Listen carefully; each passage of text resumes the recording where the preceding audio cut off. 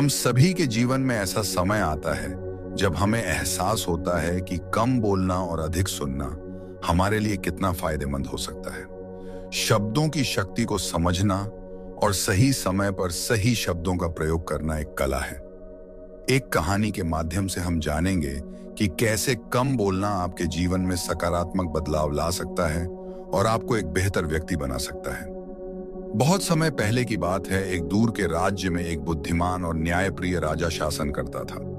इस राजा का नाम राजकुमार था और उसके राज्य की समृद्धि और शांति के लिए वह बहुत प्रसिद्ध था। वह हमेशा अपने राज्य के हित में निर्णय लेता था और अपने मंत्रियों की सलाह पर अमल करता था। लेकिन एक दिन एक ऐसी घटना घटी जिसने राजा के सोचने और निर्णय लेने के तरीके को पूरी तरह बदल दिया। एक बार की बात है, राजा राजकुमार ने अपने मंत्रियों को बुलाया और उनसे कहा, मैंने सुना है कि हमारे पड़ोसी राज्य में युद्ध होने वाला है। हमें इसके लिए तैयार रहना चाहिए। मंत्रीगण राजा की बात सुनकर सहमत हो गए और तैयारियां शुरू कर दी। लेकिन उनमें से एक मंत्री, जिसका नाम मंथरा था, ने चुपचाप सब कुछ देखा और कुछ भी नहीं कहा। वह बहुत समझदार और अनुभवी था, लेकिन वह हमेशा सोच समझकर बोलता था। कुछ दिनों बाद राजा ने फिर से सभी मंत्रियों को बुलाया और पूछा, हमारी तैयारियां कैसी चल रही हैं? सभी मंत्री अपनी अपनी योजनाओं और तैयारियों के बारे में बात करने लगे। कुछ ने युद्ध के लिए सैनिकों की भर्ती की बात की, तो कुछ ने हथियारों की व्यवस्था की योजना बनाई। लेकिन मंथरा फिर भी चुप रहा। राजा ने मंथरा से पूछा, मंथरा, तुमने अब तक कुछ नहीं कहा, क्या तुम्हारे पास कोई सलाह है? मंथरा ने धीरे से सिर हिलाया और बोला, महाराज, मुझे लगता है कि हमें पहले यह पता लगाना चाहिए कि हमारे पड़ोसी राज्य में वास्तव में युद्ध हो रहा है या नहीं। यदि यह सिर्फ एक अफवाह है तो हमें अपनी ऊर्जा और संसाधनों को बर्बाद नहीं करना चाहिए। राजा राजकुमार ने मंथरा की बात को ध्यान से सुना और उसे बहुत बुद्धिमानी भरा पाया।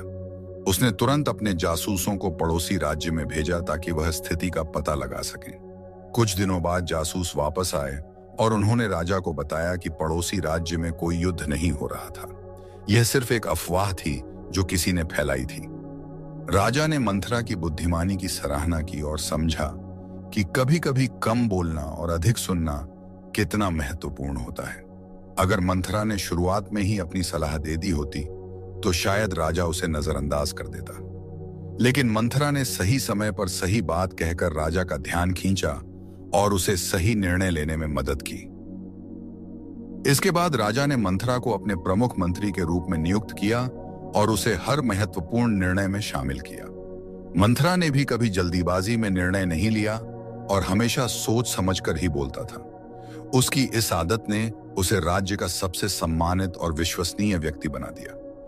समय बीतता गया और मंथरा की इस आदत का असर पूरे राज्य पर पड़ा।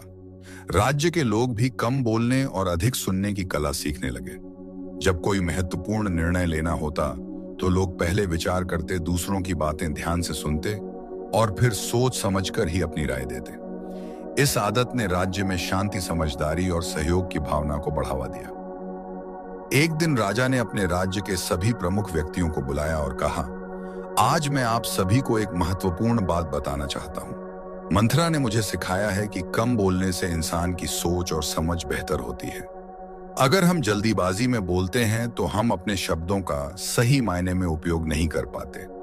लेकिन अगर हम सोच समझकर बोलते हैं तो हमारे शब्दों का असर गहरा और स्थायी होता है। राजा की यह बात सभी को गहराई से समझ में आई और उन्होंने भी मंथरा की आदत को अपनाने का संकल्प लिया। धीरे धीरे यह आदत पूरे राज्य में फैल गई और लोग एक दूसरे की बातों को ध्यान से सुनने लगे। इससे लोगों के बीच के रिश्ते मजबूत हुए और वे आपसी समझदारी से काम करने लगे।